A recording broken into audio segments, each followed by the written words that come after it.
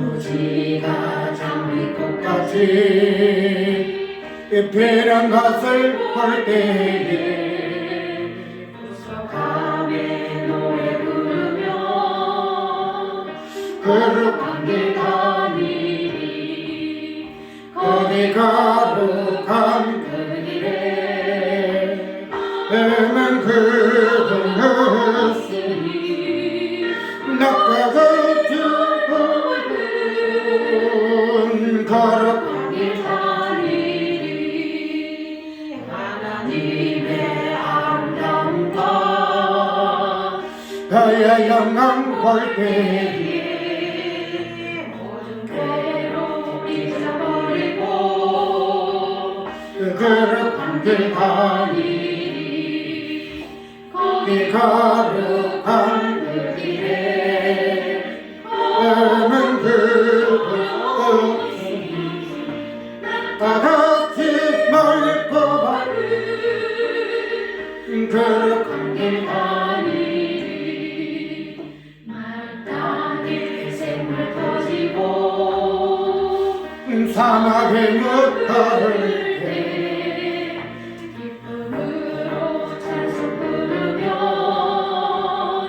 거룩한 길 다니리 거기 거룩한 그 길에 오는 그곳이 다같이 멀고 밝은 거룩한 길 다니리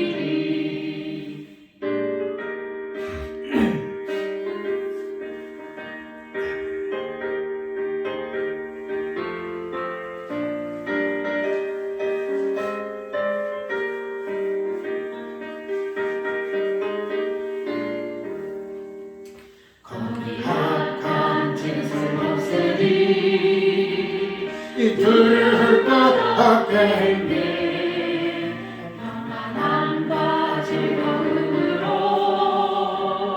거룩한 길 다니리 거기 거룩한 그 길에 오는 그곳으니 낙과 같이 멀고 밝은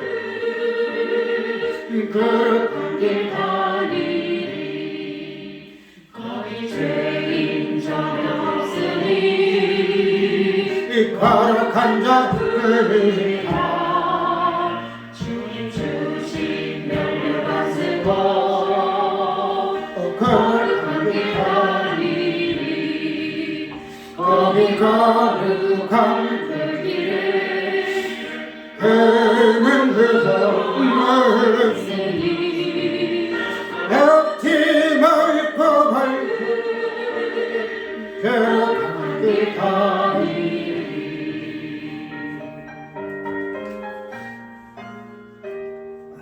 마태복음 6장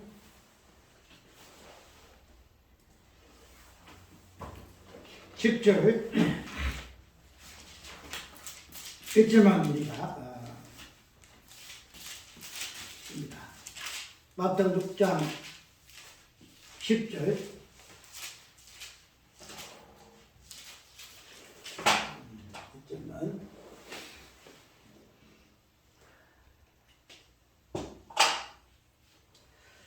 나라의 임하옵시며 뜻이 하늘에서 이룬 것 같이 땅에서도 이루어지이다. 저번 주에 수요일날 간단하게 한번 살펴보아서 정리가 안 됐을 거예요. 왜냐하면 이거는 이때까지 알고 있던 그 하나님의 나라의 관점에서 봤던 초림과 재림의 어떤 그 부분들이 보편적으로 우리가 알아봤던 재림이 무엇인가 하는 부분에서는 우리가 그거는 뭐 특별하게 그거 없잖아요. 특별하게 그냥 재림은 뭐 예수님 재림이다 이런 부분에서 그에 대해서 누가 토론하고 달 사람 없기 때문에 그런 부분에서 재림을 이야기하는 부분에 있어서는 조금 좀 새로운 부분이 없지 않아 있기 때문에 그런 데서 수요일 날에 짧은 시간에 다 설명을 했는데 오늘 시간도 다 못할지도 몰라요. 이 부분들이. 왜냐하면 하나님의 나라는 이 부분은 우리가 너무 익숙한 부분이지만 또 그 부분들이 본질적인 부분으로 해가지고 익숙하다 보니까 그냥 아이고 하나님 나라구나 그렇게 이해함으로 인해서 우리가 이때까지 알고 있던 그 하나님의 나라는 개념 속에서만 하나님 나라는 천국을 이룬 것이다 이렇게 생각을 해왔지요. 그런데 우리가 이 하나님의 나라는 이 개념은 성경에서 다양하게 비유로서 표현되어 있잖아요. 그 천국은 이러한 것이다 해서 예수님이 비유해서 어디 중심적인 부분으로 하나님의 나라를 설명하고 있는데 그래서 그렇게 하다 보니까 하나님의 나라는 그냥 하나님 나라다 이런 것으로만 보통 이해를 하잖아요. 하나님 나라 이런 것이다. 그래서 하나님 나라에 대한 다양한 서술어들이 많아요. 그렇기 때문에 하나님 나라는 이런 것이다 라고 이렇게 딱 그냥 뭐랄까 간단하게 서술하기가 굉장히 힘들어요. 성경 전체의 어떤 이미지가 하나님 나라이기 때문에 그럼 해가지고 하나님 나라를 어떻게 표현하려면은 여러 가지 시간 다양한 주제를 통해서 하나님 나라를 설명해야 되겠죠. 그런데 어쨌든 이 하나님의 나라라는 것은 저번에 잠깐 언급했듯이 초림과 재림이라는 요 사건 속에서 우리가 봐왔던 내용은 하나님의 그 나라라는 요 부분을 초림과 재림이라는 요 부분에서 보지는 거의 못했어요. 예수님이 초림 오셨다. 그 다음에 마지막에 재림하실 것이다 하는 이 부분에서만 초림과 재림을 이해를 했지만은 하나님의 나라라는 이 개념을 예수님의 그 처음 오심과 다시 오심이라는 요 사건 속에서 하나님의 나라가 무엇인가 하는 부분은 우리가 그냥 초림은 초림이다, 재림은 재림이다 이렇게 딱 뚫어져서 생각했지. 하나님의 나라에 관계된 부분에서는 이걸 접촉을 잘 못했대요. 그냥 초림이고 재림이다. 하나님 나라는 천국이란 것이다. 다양한 비유와 설명을 통해서 하나님 나라를 이렇게 했지만 초림과 재림을 통해서는 하나님 나라의 부분을 우리가 근데 초림이라는 이 부분, 재림이라는 이 부분은 하나의 사건적인 부분이지만은 이 초림과 재림이라는 이 사건 속에 하나님의 그 나라가 무엇인가 하는 부분들이 이해를 할 수가 있다는 거죠. 다음 단에 초림 예수님 처음 오셨다. 마육간에 내일 우리 성탄절 예수님이 크리스마스 성탄절 오셨다. 그 다음에 다시 오신다. 재림이다. 그 재림의 어떤 다양한 현상들, 말세적인 이 부분들로 했지만은 여기에서 보여지는 초림과 재림 전체를 아우르는 그런 부분에서 하나님의 나라는 무엇인가 하는 부분은 대해서는 잘 우리가 생각을 잘 안 했어요. 육으로 봐야지. 왜? 초림은 초림이고 재림은 재림인가 이 부분이 뚜렷한 개념이 있기 때문에 이 부분을 따로 그냥 전체를 묶어서 하나님 나라는 개념으로 묶어서 설명하는 부분은 유구한 부분이 굉장히 많아요. 그런데 오늘 우리가 본문 속에서도 나라 임하시며 마태복음 그죠? 마태 6장에 주기도문에서 나라를 임하시고 하늘의 뜻, 그 다음에 땅 아래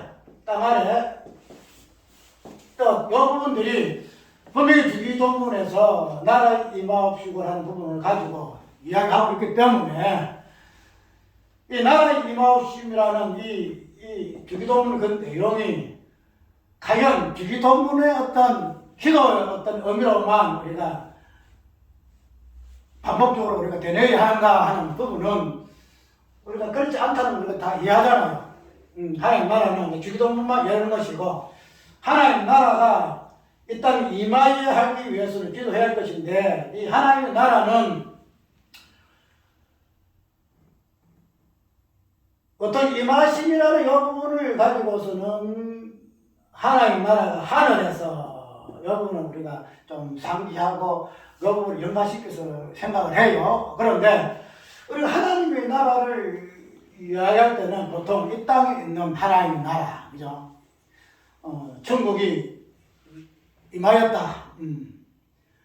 천국이 여기저기 있는 것이 아니고 너희 속에 예수님께서 말씀하셨듯이 천국 하나님 나라는 이 땅에 있는 하나님의 나라의 개념으로 우리가 모두 설명을 많이 했다는 거죠. 그렇기 때문에 따로 그냥 초림에 대해서 재림에 대해서 연관시켜서 하나님 나라를 이야기하지 않았어요. 안 했어요. 초림, 재림이다. 그런데 헌미 주기도문에서는 나라가 임한다 이렇게 이야기를 하고 있죠. 나라가 임한다. 그러면 이 나라가 임한다는 이 뜻의 이 고연 속에서 나라가 임하면 어디에서부터 임하는 거죠? 하늘에서 나라가 임한다는 하늘에서 이루어진 것 같이 하나님 뜻이 하늘에서 이루어졌는데 하늘에서 이루어진 하나님의 뜻이 뭔가 하면은 하나님의 나라다 하는 것을 우리가 이해할 수 있다는 거죠. 그러면은 이 하나님의 뜻인 하나님의 나라가 하나님의 나라에만 있는 것이 아니고 어디에 있다고? 땅에서도 하나님 나라가 이루어져야 한다는 것으로 주기도문은 이야기하고 있다는 거죠. 이것을 우리 기도한다는 거죠. 그렇기 때문에 그런 주기도문의 주체가 되신 예수님이 기도하셨기 때문에 하늘에서 임한 하늘에 있는 하나님 나라가 이 땅에 임하게 되어졌더라. 당신의 존재를 통해서. 그래서 우리는 이 하나님의 나라를 단순하게 이 땅에 있는 우리 안에 관계 속에서 발생되어진 하나님의 그 나라, 다양한 비유를 통해서 씨 뿌리는 비유라든지 아니면 달란트 비유라든지 아니면 열처녀 비유라든지 다양한 이런 비유를 통해서 하나님 나라를 이야기보다는 더 그런 이 땅에 있는 하나님의 나라의 어떤 모습보다는 더 근원적으로 하나님 이 땅에 있는 하나님 나라는 그냥 생긴 거 아니잖아요. 그냥 하나님 땅에서 발생한 것이 아니잖아요. 하나님 땅은 출발은 어디예요? 하늘이잖아요. 하늘이요. 그렇기 때문에 이 하늘에 있는 그 하나님의 나라가 임하옵시고 하는 그 기도의 강구대로 이 땅에 내려온 것이 이 땅에 나타난 하나님의 나라다 이렇게 이해를 하면 된다는 거죠. 저번에 제가 잠깐 이야기한 부분이 제목이 뭐였지요? 계시의 그 중첩성과 하나님 나라를 이야기했죠. 중첩성. 계시 이 부분이 초림이라는 이 부분, 초림, 그 다음에 재림이라는 이 부분을 통해서 중첩이 되어진다는 부분에서 1차적이고 2차적인 부분에서는 하나님 나라에서의 하늘에서의 하나님 나라 그 부분이 1차 계시고 그 다음에 그 하나님의 하늘에 있는 하나님 나라가 이 땅에 내려와서 보여진 그런 부분으로서의 2차 계시가 이 땅에 있는 하나님의 나라 그 개념으로 이야기를 하다가 이제 넘어가 버렸잖아요. 그래서 어쨌든 계시의 중첩성을 계시라는 것은 하나만 있는 것이 아니고 그 계시가 하늘의 것과 땅에 있는 것으로 이것이 중첩되어지는 부분이 하나가 되어질 때에 하나로 통일될 때 그것이 뭐냐? 진정한 계시 완성이 되는 하나님의 나라의 실제다 하는 부분으로 잠깐 생각을 해봤다는 거죠. 그렇기 때문에 오늘 우리가 살펴본 바에 하나님의 나라라는 이 부분들을 단순하게 그냥 이 땅에 있는 하나님의 나라 알고 있던 그 하나님의 나라는 개념 속에 우리가 이해하기보다도 나는 지금 이 설교를 하는 부분은 다른 사람이 설교를 듣고 이해하기를 바라지 않아요. 여기 우리 교회만. 왜 가면은 요거는 새로운 관점에서 보여지는 개념이기 때문에 위험할 수가 있어요. 밖에 나가면 위험할 수가 있는데 이런 부분을 내가 상부하여 할 것이나 왜 이야기를 하는가 하면은 이제 우리는 교회이기 때문에 우리 교회이기 때문에 이 교회에서 이 부분을 소화를 해내야 한다. 소화를 보편적인 하나님의 나라 그 부분이 뭐랄까 하나 추상적이잖아요. 그죠? 그러니까 비유로서 다양한 비유를 통해 하나님 나라 이런 것이다 이래 하고 있지만은 하나님 나라의 개념 자체가 굉장히 추상적이에요. 추상적. 만약 하나님 나라지 그 하나님 나라를 설명하라 하면은 그 설명하기 힘들다는 거야. 그래서 이런 추상적인 형이상학적인 그런 개념에서의 하나님 나라보다도 우리가 실제적으로 느끼고 경험하고 또 듣고 보고 만져볼 수 있는 그런 관점에서의 하나님 나라가 오늘 우리에게 필요하다는 거야. 단순 비유를 통해서 뭐 씹히는 비유, 비유 이런 것을 좀 떠나서 실제적인 하나님 나라의 그 실체가 무엇인가 하는 부분으로 한번 생각해 보기 위해서 접목시킨 부분이 뭔가 하면은 초림이라는 개념하고 재림이라는 개념이요. 재림이라는 개념. 예를 들어 이 초림과 재림은 이 초림이라는 개념과 재림이라는 개념 속에 풍성하게 초림이 무엇인가 재림이 무엇인가가 풍성히 나타나. 재림이 이런 것이야. 말세야. 말세로 들어가면 이 재림이 다 나오고 특별히 마태복음 24장에 보게 되면 예수님이 인자의 모습으로 구름 타고 오시리라. 마태복음 24장은 종말론이잖아요. 그래서 재림에 대한 분명히 설명하고 있다는 거죠. 그래서 재림을 이야기할 때에 다른 거 필요 없어요. 다른 거 필요 없어요. 재림 하나만 가지고도 재림이 무엇인가 충분히 이야기할 수 있다는 거죠. 초림도 마찬가지. 초림 우리가 모르는 사람 어디 있어요? 열심히 벗었다. 사람이 보면 이 땅 벗었다. 나고 천한 이 땅 벗었다. 그런 부분으로 초림은 다른 설명 필요 없어. 이야기 다 돼. 그런데 아까 이야기한 대로 하나님의 나라라는 어떤 영역이랄까? 영역?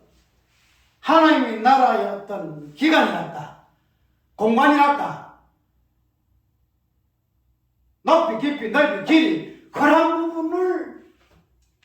부분에서 하나님 나라를 생각해 볼 때는 그 안에 초림도 들어가고 그 안에 재림도 들어가더라. 이 말이에요. 그러면 그런 부분에서 초림하고 재림을 보게 되질 때는 단순하게 초림이 끝난 것이 아니고 재림이 끝난 것이 아니단 말이에요. 이 부분이 두 가지가 합쳐져서 하나님 나라의 본질이 나타나야 한다는 거야. 하나님 나라의 본질이. 그렇게 되면은 우리가 여태까지 알고 있는 초림의 개념에서 재림의 개념에서 뭔가가 상이한점이 나타난다. 상이한점이. 그걸 내가 염려한다는 거야. 왜 한다면 초림은 분명히 초림이다. 재림은 재림으로서의 뿌듯한 증거, 확실한 성경의 자정도 있고 우리가 여태까지 칼빈의 5대 교리 중에서 마지막 재림이잖아. 예수님 초림. 그 다음에 뭐예요? 초림, 십자가. 그 다음에 부활, 성천, 재림. 초림, 십자가, 부활, 초림. 다 5대 교리가 마지막 재림이에요. 그런데 그러한 뚜렷한 어떤 신학적인 우리가 교리적인 부분에서도 재림은 정확하게 무엇이라고 설명 다 해놨어. 그걸 했는데 아까 이야기대로 재림을 그런 관점에서 보게 되심으로 해서 오늘 좀 설득이다 그랬지. 해서 재림으로 나타난 다양한 다양한 의견들이 많다는 거야. 재림을 중심으로 해가지고. 그래서 이 재림을 통해 가지고 이단들도 많잖아요. 재림도 예수로 해가지고 재림에 대한 다양한 부분이 전환을 해가지고 여러 가지 이단 사설과 이단 어떤 교훈들 이런 부분들이 많다는 거죠. 그렇기 때문에 그러한 재림 단독적인 재림만 뚝 띄어서 보게 되어지는 부분에 있어서는 그러한 다양한 뭐랄까 이단이라든지 다른 교훈이라든지 잘못된 해석이라든지 이런 부분들이 들어올 수밖에 없어요. 왜냐하면 재림을 단순하게 예수님이 다시 오심이라는 이 관점에서 봐지기 때문에 재림은 어떤 개념이에요? 지금 성취된 개념이에요? 아니잖아. 앞으로 올 사건이야. 앞으로 올 사건.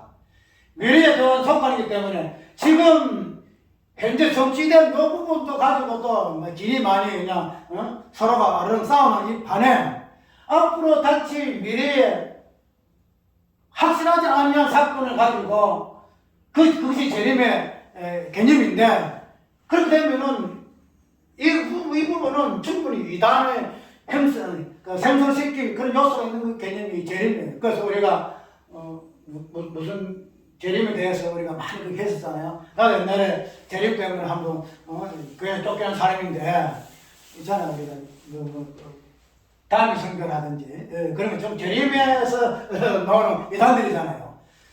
그렇기 때문에 그런 부분이 재림이라는 이 어떤 하나의 단독 개념을 가지고 우리가 이걸 풀이하고 해석하다 보면은 그러한 잘못된 개념들이 많이 올 수밖에 없어요. 그런데 이 재림을 하나님의 나라라는 개념 속에 섞어서 재림을 이해할 것 같으면은 그런 것들 많이 줄어들어요. 그런데 그런 부분이지 왜 그게 하나님 나라의 개념 속에 이 재림의 부분들이 잘 설명이 잘 안 되는가 하면은 아까 이야기한 재림이라는 개념 자체가 뚜렷하기 때문에 다른 것을 뭐 설명 안 해도 다른 것을 곁들이지 안 해도 재림은 충분히 설명 자체로만 재림이라는 개념 자체로만 충분히 설명되어지는 부분이기 때문에 다른 걸 이야기할 필요가 없다는 거예요. 그래서 하나님 나라는 개념은 하나님 나라는 따로 이야기되겠다는 거지. 그런데 이 재림이라는 이 부분은 미래의 부분이잖아요. 미래의 부분이기 때문에 현재의 개념을 보게 되면 불확실한 사건이다. 그래서 재림이 있다 없다 말도 나오고 뭐 재림이 누구 재림이 날짜까지 다 나오고 이러잖아. 그런데 하나님 나라는 이미 우리 안에 이미 우리 안에 들어온 개념 속에서의 하나님 나라이기 때문에 이미 우리 안에 들어있는 하나님 나라의 개념을 가지고 재림을 설명하게 되어지게 되면은 개념 자체가 뚝 떨어지는 게 아니야. 미래에 속한 개념이 아니더라 이 말이야. 현재에 속한 이미 성취된 개념 속에서도 해석이 가능한 재림이더라 이 말이죠. 그렇기 때문에 내가 이 부분을 이때까지 우리가 재림이라는 것은 시간 개념 속에 미래의 어떤 개념 속에서만 유의했던 그런 개념을 하나님의 나라라는 현재성의 개념 속에서 재림의 개념을 해석해내야 하기 때문에 이것이 오늘날 있지 않다는 거야. 그냥 재림은 미래에 속한 개념으로 우리가 이따가 해석을 해내고 그걸 신앙했는데 현재의 이 개념 속에서 이 재림을 이야기하게 되게 되면은 이 자체가 완전히 위안된다. 미래의 재림과 현재의 재림이 위안된다는 거지. 그래서 그런 부분들은 우리가 앞으로 좀 더 계시의 영이 열리게 되면은 이것을 말하는 것보다 더 풍성하게 드러날 줄을 내가 믿고 이 부분을 이제 시작한다는 거야. 그렇기 때문에 그 서론이 길어요. 서론이 길고 이 부분을 하게 되면은 1시간 조금 넘어가는데 오늘 좀 이렇게 하다가 뭐라면 또 다음에 넘어갈 것입니다. 어쨌든 이 내용 그 자체가 뭐랄까 우리 친구 목사님 말하는 신지식에 대한 어떤 그 부분들이 접근하기 때문에 조심스러워요. 잘못하면 이단 반반 들을 수 없는 소지가 있다는 거야. 그런데 이런 부분들이 이제 좀 더 성경이 열리게 되지면은 11조도 그랬잖아. 옛날 11조도 11조는 꼭 11조 해야 된다 이래 했잖아. 그러니까 지금은 그렇게 이야기하는 데가 별로 없어요. 11조 그 자체로. 옛날 주의 지켜야 된다. 요괴님이 내 목을 맸거든. 근데 이제 그게 아니야. 그게 쫙쫙 열리는 거야. 성경이 여기 열리는데 어디까지 열릴지를 몰라. 그에 대한 생각자가 있어가지고 참 성경을 깊이 있게 통찰하는 그러한 하나님의 은사가 받은 자가 나타나게 되면은 다 이룰 줄 몰라. 근데 현재까지는 이렇다 이 말이야.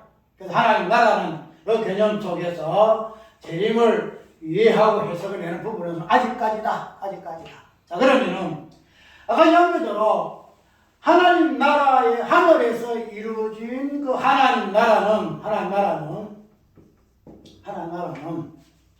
아까 우리 여기 이제 나타난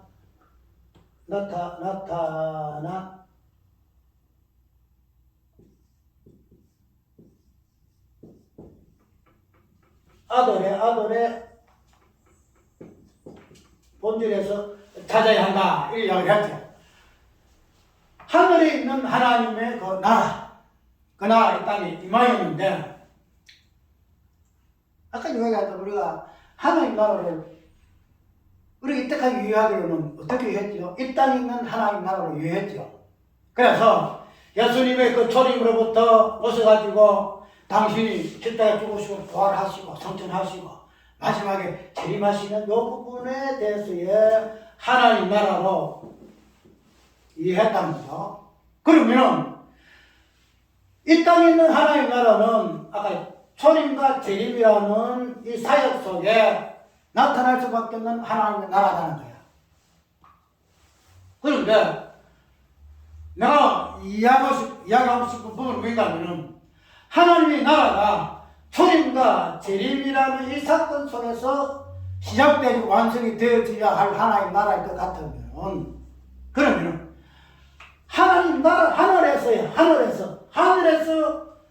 이미 이루어진 하나님의 나라는 어떠한 것입니까? 이걸 한번 생각해봐. 왜?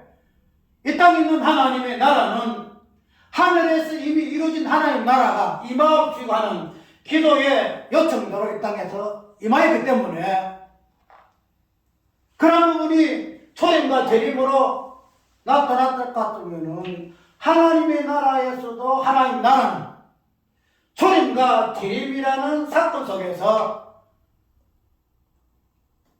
하나님 나라 나타나야 된다는 거야. 그러면은 이거 어떻게 유연해? 어떻게 상충시킬까? 어떻게 이렇게 전복시킬까? 왜냐하면 초림과 재림이라는 것은 이 땅에 있었을 때에 예수님 사역에서 나타나는 거야. 맞죠? 예수님의 오심에 대한 초림, 다시 오심에 대한 재림. 그 예수님이 땅에 오셨어야 하는 그런 개념들의 말이야. 그런데 하나님의 하늘에 있는 하나님의 나라는 예수님의 어떤 이 땅에 나타난 초림이라든지 예수님이 이 땅에 다시 오신 재림이라는 있던 개념하고는 상관이 없어. 왜? 왜 그러냐? 하늘에서는 무슨 예수님의 초림이고 예수님의 재림이 있단 말이야. 없다는 거야. 그러되면 이거 하늘에 있는 나라와 하늘에 있는 하나님 나라와 이 땅에 있는 하나님 나라하고는 다르냐? 아니다는 거야. 나라에 임하시고 해서 임하였다는 거야. 그러면은 하늘에 있는 하나님의 나라와 이 땅에 있는 하나님의 나라는 동일하다는 거야. 그 본질이 뭔가는 초림과 재림이다 이 말이야. 그러면 하나님 나라에서 무슨 초림이고 재림이 있어? 그래. 초림 무슨 재림이 있어? 그거 없다는 거야. 그러면은 분명히 하나님 나라는 초림과 재림이라는 하나님 일하심, 예수님이 일하심을 통해서만이 가능한 개념인데 그러면 하늘에 있는 하나님 나라는 어디에서 하나님의 초림, 예수님의 초림과 재림을 차지할 것이냐? 찾아야 거냐? 그 찾아야 되는 거야. 하나님 있는 것은 하늘에 있는 하나님 자기가 하나님 어떻게 해가지고 만들었겠지. 이 땅에 있는 것은 예수님 자기가 당신이 초림과 재림으로 만들 수 있는 것은 당연한 거 아니냐? 이런 것은 아니다 말이죠. 하나님 나라는 초림과 재림에 의해서만이 형성되어진 개념이기 때문에 하늘에 있는 하나님 나라도 똑같아. 그것도 예수님의 초림이 있어야 되고 예수님의 재림이 있어야 한다는 거예요. 근데 이걸 어떻게 재림과 초림을 하늘 묶을 거냐? 어떻게 그걸 사건화시킬 거냐? 사건시킬 거냐? 그래서 내가 오늘 적은 이유가 이거예요. 이건 이유가 우리가 보통 나의 설교에서 제일 핵심적인 부분이 기초적인 부분이 가면은 장세전, 그 다음에 장세후, 이 부분이 어떻게 하나 연결되는가, 어떻게 출발되어서 천에서 출발해서 구로 형성이 되어지는 부분을 누차 이야기를 했잖아요. 그렇게 되면은 우리가 구원도 마찬가지예요. 구원도 이 땅에서 구원이 이루어지고 있지만은 그러나 우리의 구원은 어디에서 이루어졌죠? 에베소서 차고리 인용하는 장세 전에 예수 그리스도 안에서 우리를 선택하사.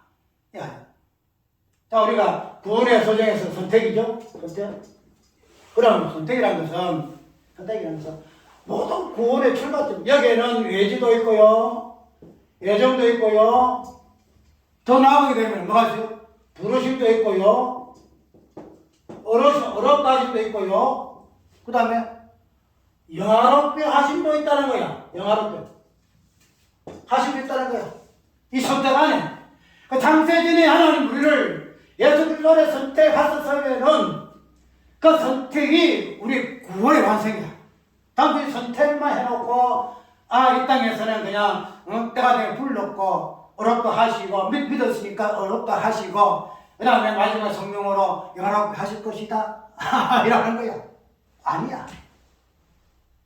하나님 우리를 장세전에 구원하시기로 작정하셨으면은, 그래서 선택하셨으면은 그 안에 다 들어가서 다 들어. 완성.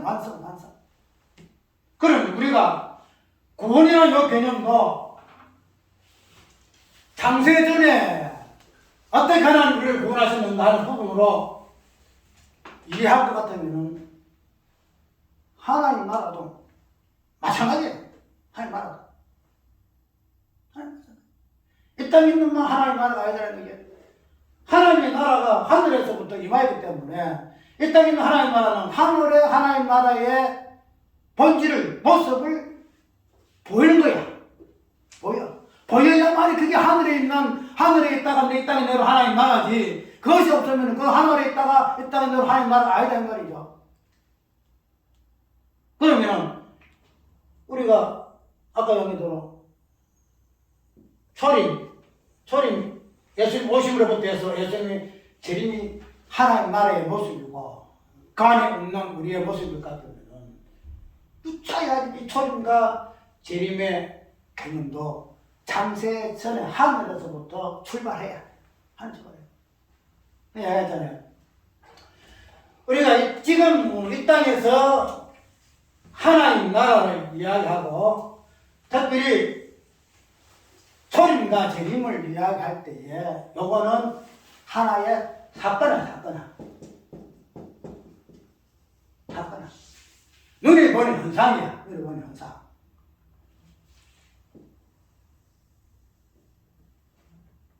우리가 어떤 눈에 보이는 현상은 눈에 보지 아니하는 본질을 어떤 형태로 보여주는 게 형상이거든. 지금 우리 하나님의 형상, 사랑 머리 대신은 예수 그리스도 이렇게 이야기한다는 거예요. 그러면 그 형상의 사건과 이 부분이 십자가 부활이거든. 그러면 이 부분에서 사건화가 초림이다 말이죠. 초림이다. 그러면은 하나님의 나라에 있어서의 하늘에서의 하나님의 나라는 사건화가 아니에요. 나타나는 현상이 아니다 말이에요. 사건화 이전에, 현상이 이전에 본질이야, 본질이. 그 본질이 이 땅에서는 형상화, 사건화 된 것이 초림이라는 사건화와 재림이라는 사건화와 이것을 아우르는 하나님의 나라다. 그러면은 우리가 아까 얘기대로 하늘에 있는 하나님의 나라는 사건화가 아니고 본질적인 부분에서의 하나님 나라다. 그러면 하나님, 하늘에 있는 하나님의 나라. 지금 하늘에 있는 것은 뭐예요? 하늘에? 하늘은 다른 아무것도 없어요. 하늘에 있는 거. 하늘은 우리 지금 수기동 시험생한테 하늘에 계신 뭐예요? 하늘에 계신 하늘에 계신 누구요? 우리 아버지. 우리 아버지. 그 하늘에는 다른 하나도 없어. 그냥 하나밖에 없어. 하나밖에. 그래서 하늘에 있는 실체는 하나님이시다. 그래서 하늘에 있는 하나님의 실체를 통해서 하나님 나라가 형성이 된다는 거야. 형상이. 그래서 하나님 나라가 이루어진다는 거야. 그러면은 하나님이라는 이 말을 내가 자주 하기 때문에 무슨 의미인지 알겠죠?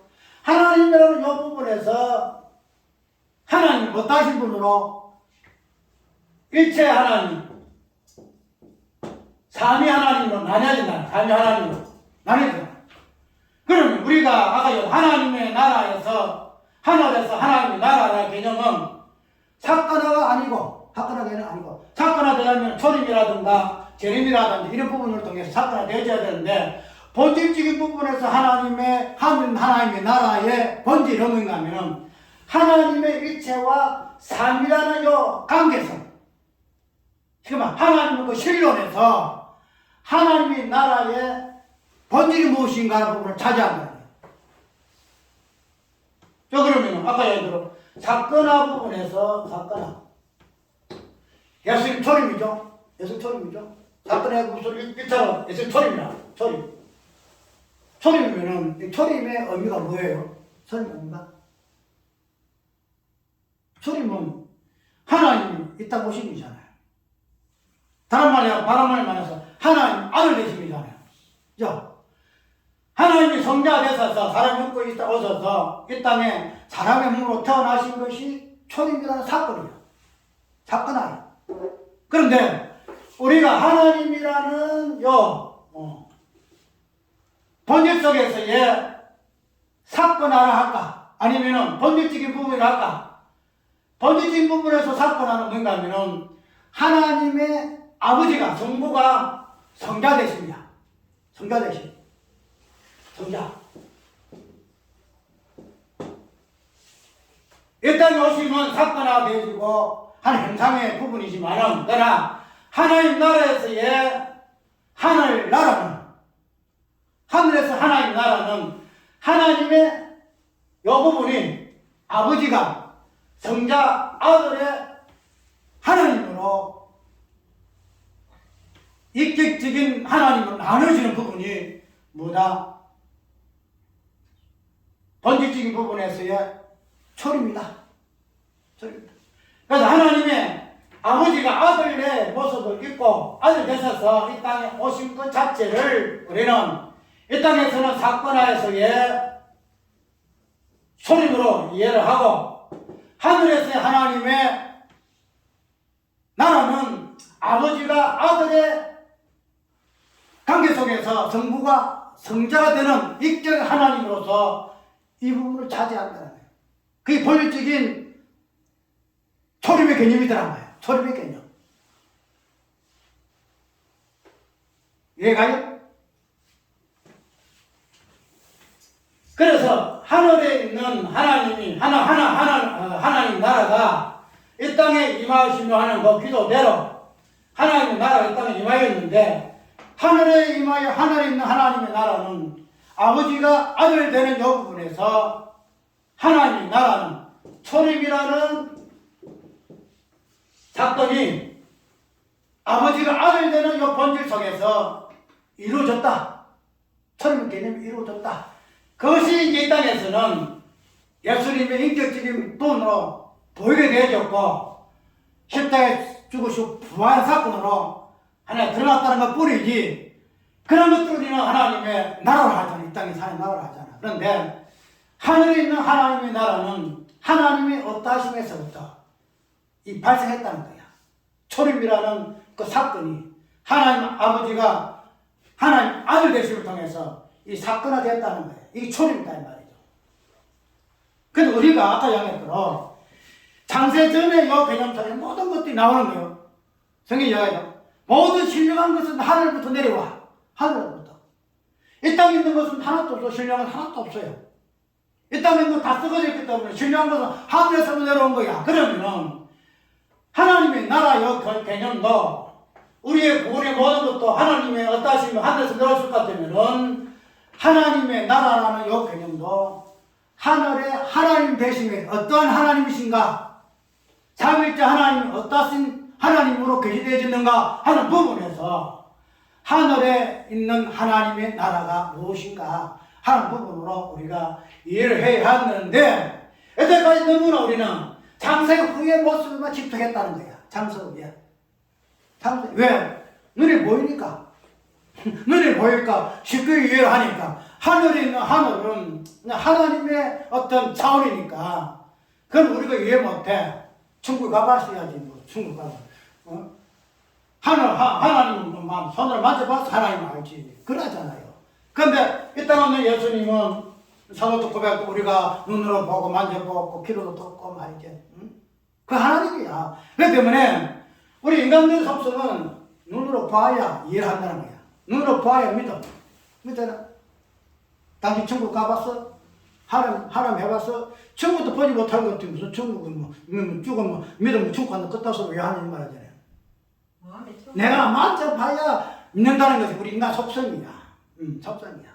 그렇기 때문에 여태까지 하나님의 나라의 이 개념을 이 땅에 있는 예수님의 어떤 초림이라든지 재림이라는 사건 속에서만 이해하다 보니까 진정 이 부분에서 원형이 되고 본질이 되죠. 하늘에 있는 하나님의 나라의 어떠하심에 대해서는 눈을 감고 있었다. 눈을 감고 있었다.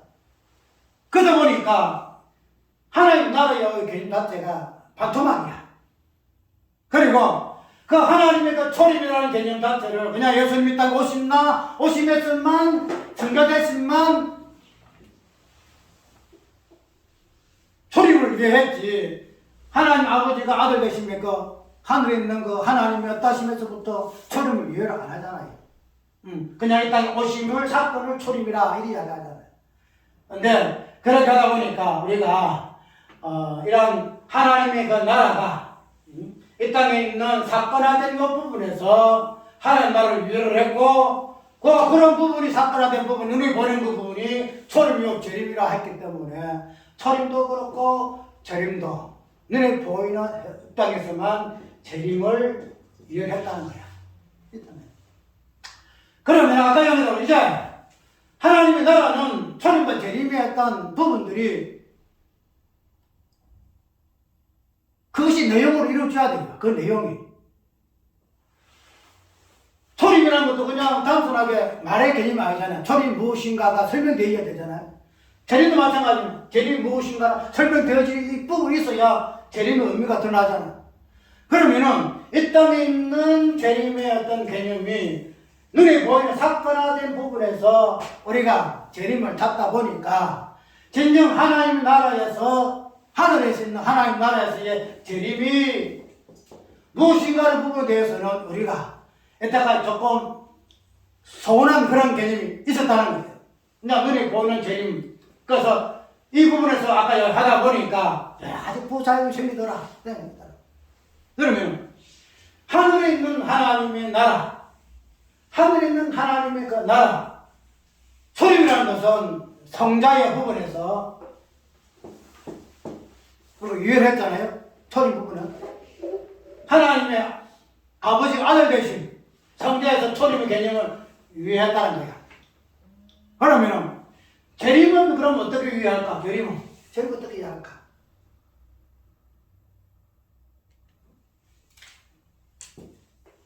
역사적으로 초림은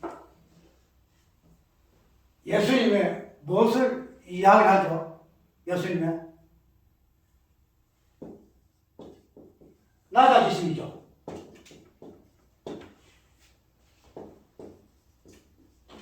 제일이라는 그런 모습에서의 초림이란 말이에요.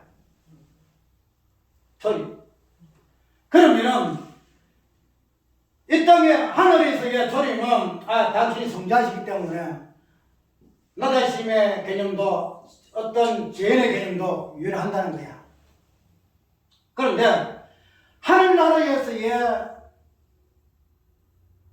재림의 개념은 무엇으로 우리가 이해를 할까? 예수님의 초림이 예수님의 재림으로 이끌하기 위해서는 하늘에서는 어떤 모습을 보지할까? 우리가 예수님이 다시 오실 때의 모습은 어떤 모습이죠? 어떤 모습? 만왕의 왕의 모습이잖아. 만왕의 왕의 모습. 만왕의 왕. 만왕의 왕의 모습. 초림했던 이 연약한 모습 아니다 말이죠. 그냥 유대인들에게 조롱이나 당하고 사상의 아들이니 천황 갈릴리 족속이니 어디서 태어나니 마국간에 태어나니 이런 조롱받는 그런 하나님의 모습 아니다 말이죠. 초림 그렇다는. 그런데 다시 오시는 예수님의 재림의 모습은 그런 모습과는 별개야. 찾아볼 수가 없어. 지금 말해서는 만왕의 왕, 만주의 주, 만주의 주.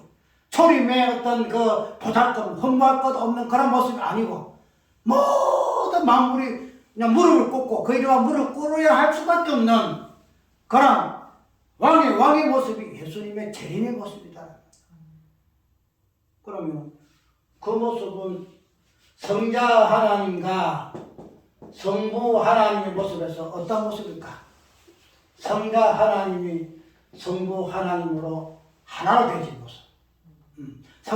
낮아지신 성자 하나님이 높아지신 성부의 하나님으로 하나. 그래서 요한복음 17장에 대제사장의 말씀이 나오죠.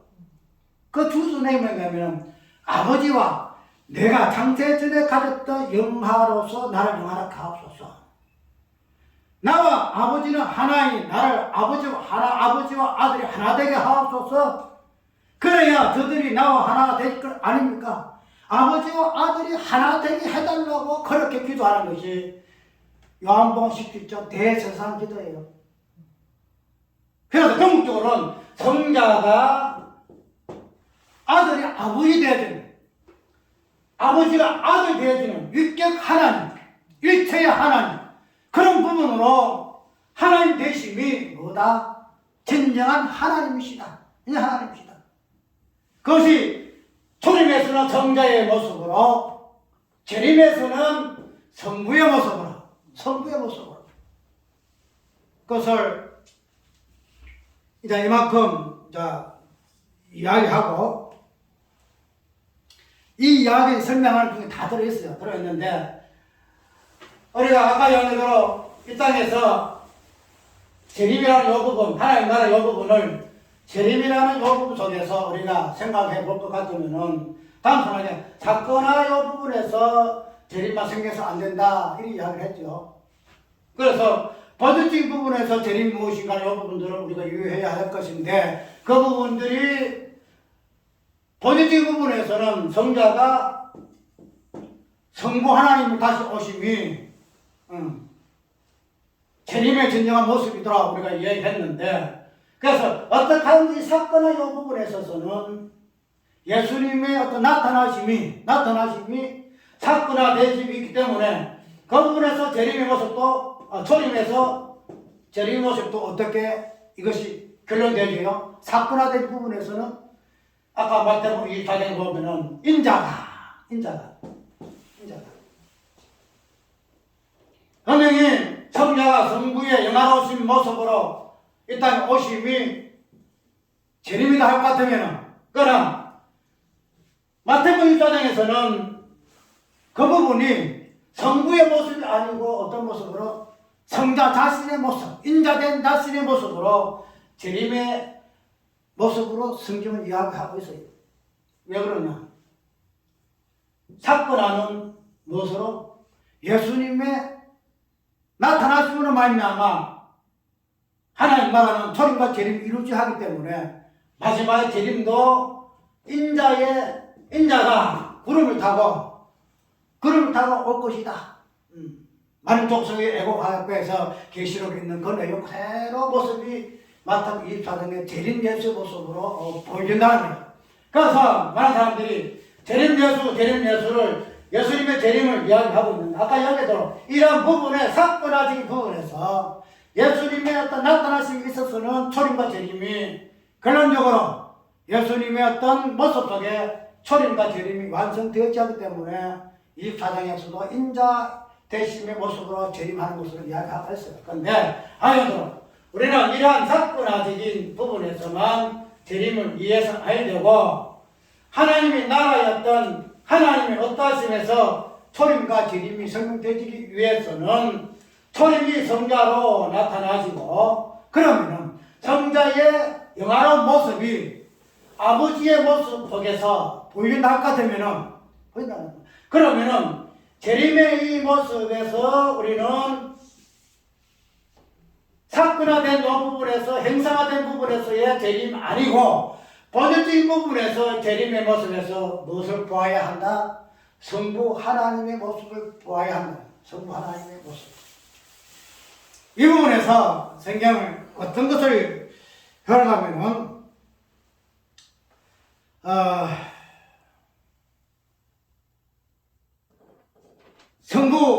성자 하나님의 그 재림에 대해서 예수님께서 하신 말씀이 있어요. 사도행전 1장을 보게 되면은 제 아들이 어떤 이야기를 하느냐면 예수님 이스라엘 나라를 회복하심이 이때니까 이렇게 이야기하죠. 그렇게 이야기할 때에 예수님께서 하신 말씀이 때와 기한은 어디에 있다? 아버지께 있다. 아버지께 있다. 아버지께 있다. 이렇게 이야기해요. 예수님의 그 재림의 어떤 때와 그 시기는 아버지의 권한에 아버지의 어떠함을 이유를 해버려요. 난 아무것도 모른다. 나도 모른다. 아직도 모르 우리가 마태복음에 있습니까? 아직도 모르고 천사도 모른다. 이 재림에 대해서는 오직 아는 분은 아버지밖에 없다. 그러니까 재림이라는 이 부분에서는 자기를 유보시켜버려요. 아버지가 알아서 하신다. 아버지 권한이다. 아버지께서 하신다. 아버지 하신다. 이 말이에요. 아버지께서 하신다. 그 다음에 성경을 볼까요? 히브리서 9장에 볼 것 같으면은 어떤 말씀이 있는가 하면은 다시 오시는 예수님은 어떤 모습으로 죄와 상관없이 자기를 바른 자에게 두 번째 나타나시리라. 이게 두 번째. 첫 번째 초림과 같이 두 번째 나타나신다 이야기하고 있는데 여기에서 우리가 문맥적인 부분에서 그 의미를 이해하지 말고 죄와 상관없이 자기를 바라는 자에게 나타나시라 이래 하거든요. 그 재림의 모습이 그게요. 재림 모습이. 재림은 죄인의 어떤 모습을 입고 죄인들을 위하여 예수님이 오셨다. 그런데 두 번째 재림은 그런 예수님 아니다. 예수님 아니다. 어떤 모습에서? 바라는 자들이 어떤 자들이에요? 죄와 상관없는 자들, 죄와 상관없이 죄인이 아니고 죄와 상관없이 예수를 바라는 자들에게 그런 자들에게 예수님이 오신다. 그러면은 죄와 상관없이 이런 모습이 우리 성도들의 모습일 것 같으면은 예수님은 어떤 모습일까요? 초림과 같이 죄인들을 구원하기 위해서 오시는 그런 연약한 자의 모습일까요? 아니라는 거예요. 예수님 자신도 죄와 상관없이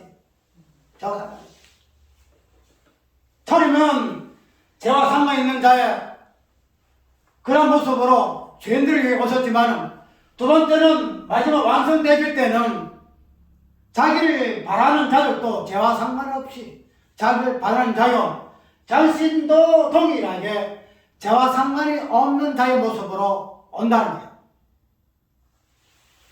예수님의 사건화된 부분에서는 당신의 사건화된 부분에서는 인자의 모습을 오르니 맞아요. 왜? 사건화기 때문에 사건화. 근데 형상적인 부분이고, 그래서 그런 모습으로 나올 수밖에 없어요. 그러나 본질적인 부분에서는 이 재림 그 자체가 어떤 예수님의 어떤 사역 속에 사건 나타나는 것으로 나타내지는 것이 아니고 하나님의 본질적인 부분에서 이 부분을 드러나야 되기 때문에 인자의 모습이 아니고 어떤 모습? 하나님의 왕되심의 모습이더라. 하나님의 왕되심의 모습. 그렇기 때문에 이런 부분을 보게 되면은 마지막에 예수님 자신이 재림하는 본질적인 하나님 나라에 이 땅에 임하는, 하늘에 있는 하나님 나라에 이 땅에 임하는 모습, 이 땅에서 당신이 이루시고 성취하신 하나님의 나라에서의 재림의 모습보다도 하늘에 올림으로서의 하나님의 나라의 개념은 당신의 성자 되신가, 다음에 마지막에 재림으로 성취될 하나님의 성부 되심의 모습에서 이 부분들이 당신이 때와 기한의 아버지께 있는 것이요, 않는 것이요. 아까 여기대로 히브리서에 있는 그대로 죄와 상관이 없는 그런 모습으로서의 재림을 하나님의 아버지의 어떠하심 속에 넘겨주시는 거야. 넘겨주시는 거야. 아까 여기대로 구원이라는 것은 하나님과 아들이 일하시는 거는 하나님과 아들이 일하십니다. 그래서 우리가 하나님의 일하심을 하나님의 나라는 초림과 재림으로 설명할 것 같으면은 이 하나님의 일하심의 어떤 모습들이 땅에서는 성자 하나님의 일하심으로 그대로 포용되어져요. 마지막에 재림도 인자의 모습으로 완성되어지고 재림은. 그런데 하나님 나라에서의 하늘에서 하나님의 나라의 초림과 재림으로서 완성될 재림은 하나님의 나라는 인자 되심을 통해서의 초림을 재림으로서의 아버지의 모습으로 통해서 이 인자의 초림과 재림을 이야기함으로 인해서 하나님의 나라가 어떻게 초림과 재림으로 완성되어지는가 부분을 이야기하고 있다는 거죠.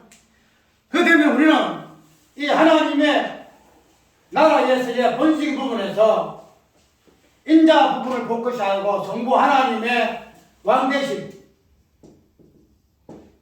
그래서 계시록에 빠지니까 4장 내가 봄에 있죠? 무엇을 보았다?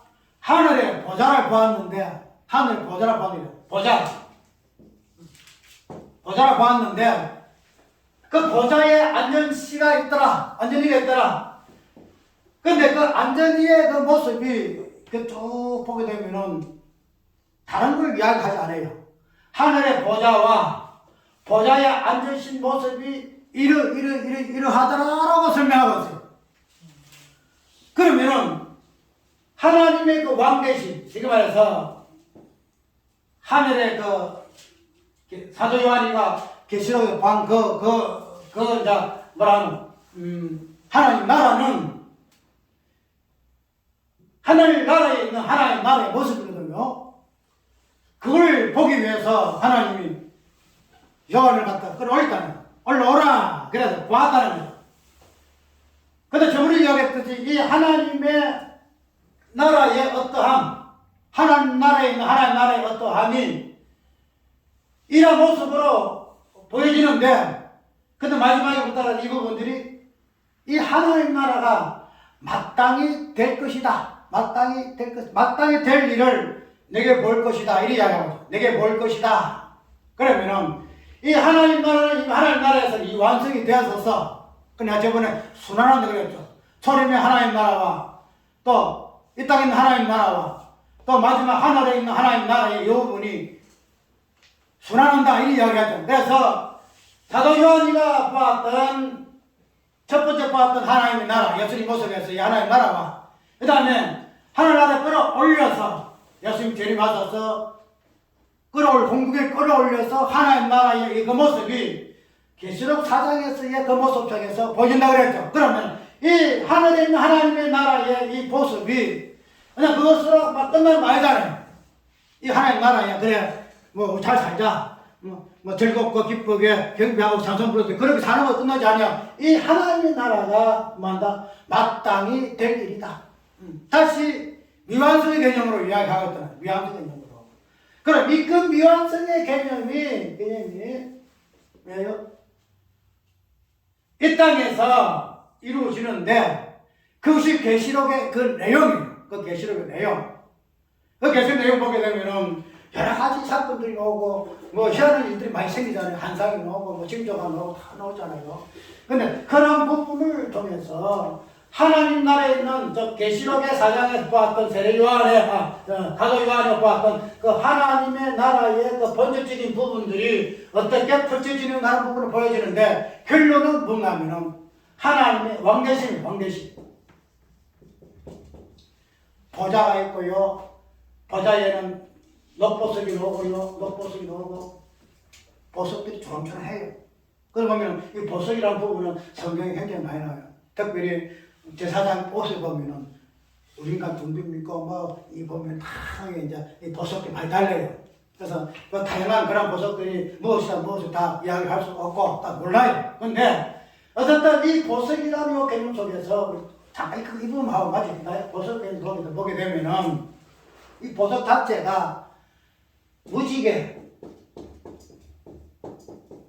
형상 담고 있어요. 녹보석이라 해가지고 하나님 보좌에 앉으시 위에 했던 모습 속에서 녹복 속에서의 무지개 모습이 보여요.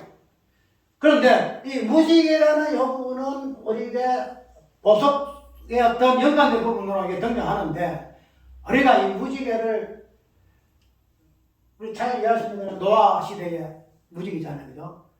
무지개지만은 그런데 이 무지개라는 이 개념 속에서 우리가 유추할 수 있는 부분이 뭐냐면 무지개는 보석은 빛나는 거잖아요. 보석은 확 빛나는 거죠. 무지개는 색깔이 무슨 색깔이에요? 빨주, 노파, 파란보. 빨주, 노파, 파란보. 7가지 색깔, 7가지. 7가지. 그 무지개는 7가지 색깔이라. 우리가 이 7이라는 숫자는 창조의 시간이잖아요. 창조의 시간. 잠시만요. 그러면 사도유가 봤던 보좌에 앉았은 모습이 녹복 속에 무지개였던 모습을 띠고 있을까? 우리가 창조라 하는 창조라 것은 모든 피조물의 왕이잖아요. 모든 피조물을 창조하신 창조주잖아요. 말 한마디로 그대로 되니라. 맹하심이 그대로 되니라. 그 창조라는 이 사건 속에서 우리는 하나님의 왕대심을 본다는 거야. 하나님의 왕대심. 그래서 우리는 창세기 창조의 사건을 하나님의 창조 세계 언약의 관점에서 이렇게 이야기 많이 하잖아요. 창조 언약이라는 이야기하고.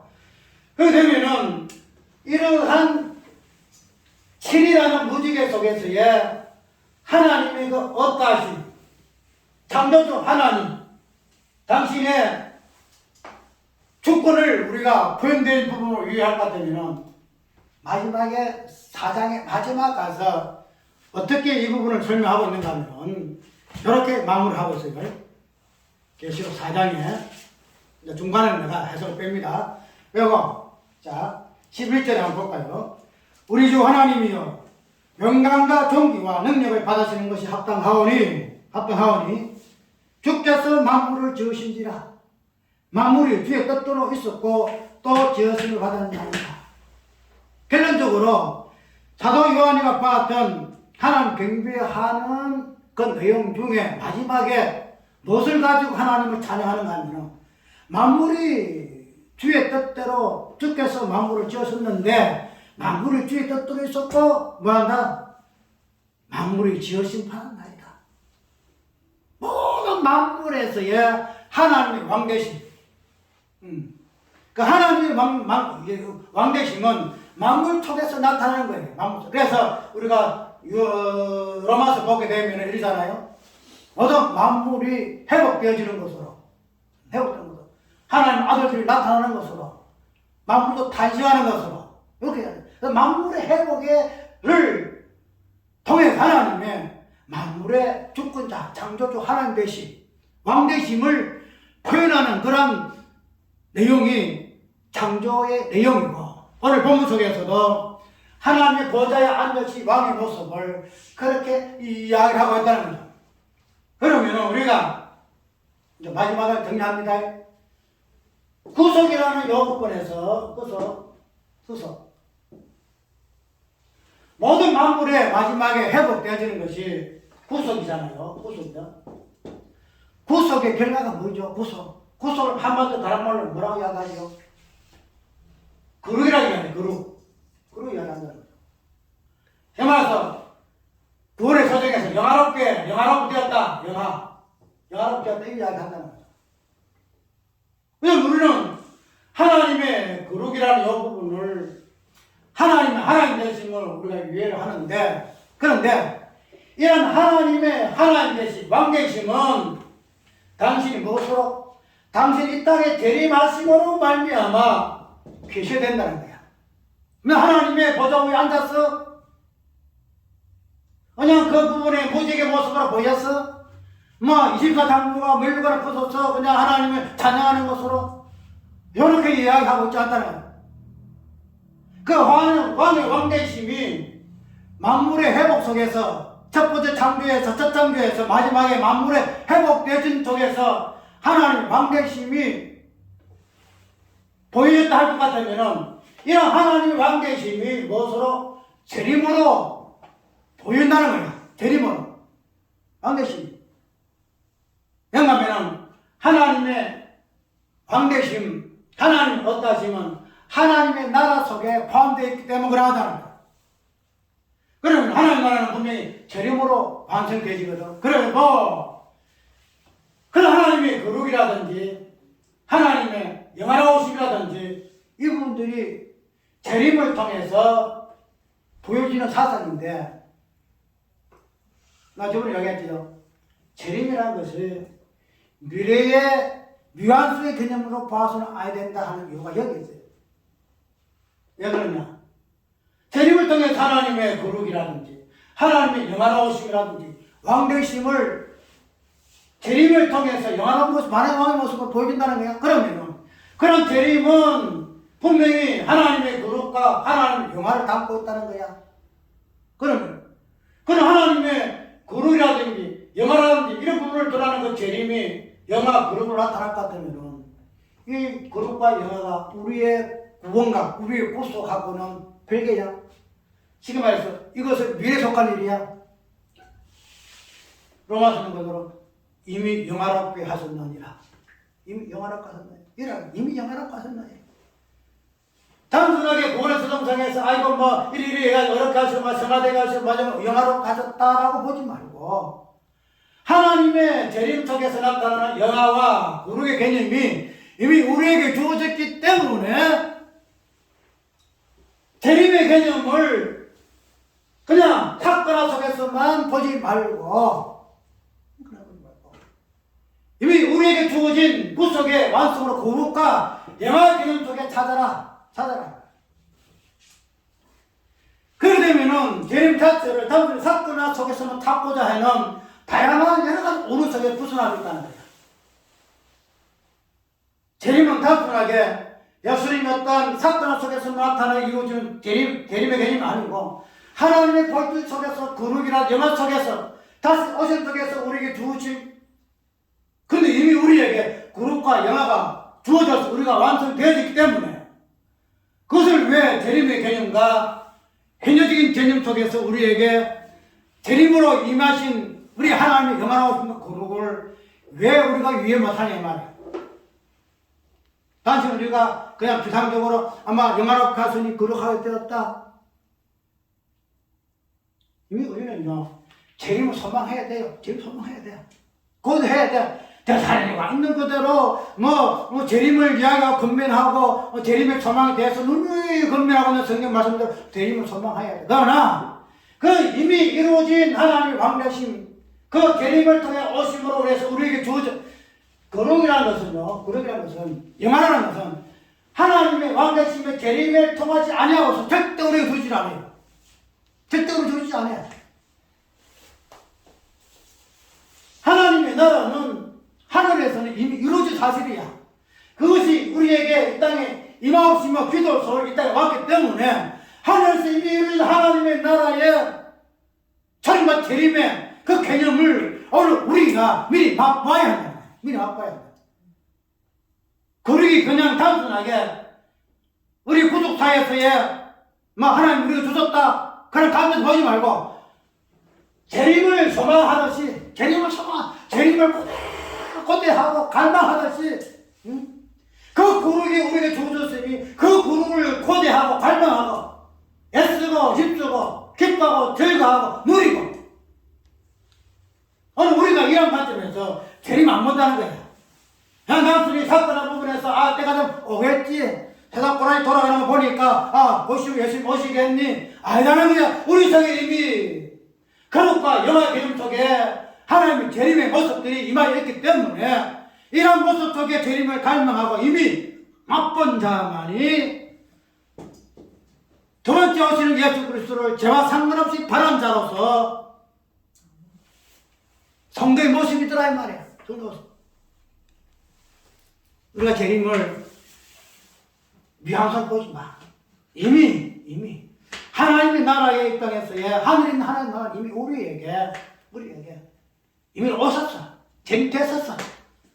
다음부터 사건하지 부분에 다시 오시만 눈에 보는 현상으로서 재림만 보지 말고 그런 사건한 부분에서 예수님이 마지막에 인자의 모습 오심으로 완성이 되겠지. 그런데 하늘나라에 있은 사도 요한이가 보았던 마땅히 될 일을 그 부분이 요한계시록에서도 이렇게 다 했지만 요한계시록은 어떤 기관에서 이야기하는 거 아니잖아요. 초림에서 다섯을 개로 다 포함하는 것이 계시록이에요. 그러면 마땅히 될 일, 초림과 재림이 하나님 이미 이루어졌는데 이 마땅히 될 이 하나님 나라가 마땅히 될 일로서 이미 주어졌다. 임하였다. 예수님이 기도로 성취되어졌다. 그런데 왜 우리가 하나님 나라에서 이루어진 하나님 나라 초림과 재림은 제껴놓고 왜 이 땅의 눈에 보이는 사건하던 그 부분만 바라보고 그냥 맹신하고 그렇게 하냐 말이에요. 하나님 나라는 재림을 통해서 완성 재림은 하나님의 왕되심의 거룩과 영화로운 모습이야. 영화로운 모습. 그분들이 우리에게 구원의 은총을 주셨다는 거. 그 되면은 우리가 재림에 이렇게 신경 쓰죠. 내 속에 이미 재림이라는 것이 있는데 이미 영화와 거룩이라는 요모를 통해서 재림의 본질을 안고 있는데 하나님의 어떠하심이 내 속에 이미 임하여서 있는데 왜 우리가 내가 되면 예수님 보시오. 내가 되면 예수님. 우리는 이미 우리에게 임하신 하나님의 나라의 초림과 재림을 이미 우리에게 성취된 영화와 거룩의 구속의 언어로 맛보는 자들이니 이러한 것들로 인하여 일반 사건화된 재림을 소망하고 갈망하듯이 그것이 내 몸속에 이루어지도록 하나님의 영화와 하나님의 거룩이 내 마음에 이루어지게 하옵소서 이렇게 간절히 소망하고 참 예수님 공중에서 나타내 소원하는 것은 그런 관점에서 우리가 바라봐야 한다는 거예요. 내 속에 재림으로 주어진 영화와 하나님의 거룩 그것이 다른 말로의 재림이다 말이죠. 사건화된 재림이 아니에요. 본질 재림이다 말이죠. 우리가 꼭 기억하고 이러한 좀 성경을 폭넓게 보는 이런 부분으로서 우리가 안목을 가지고 해서 이런 부분에서 좀 선구자적인 역할을 좀 하고 이상하다는 소리 듣든 말든 성경이 이러하니 내가 의하겠어. 성경이 내가 의하겠어. 이런 부분에서 참 용기를 담대함이 있는 우리가 그렇게 해야 진정한 하나님의 속심 설거지하기 종이다는 거예요. 이 부분을 기억하시기 바랍니다. 찬송가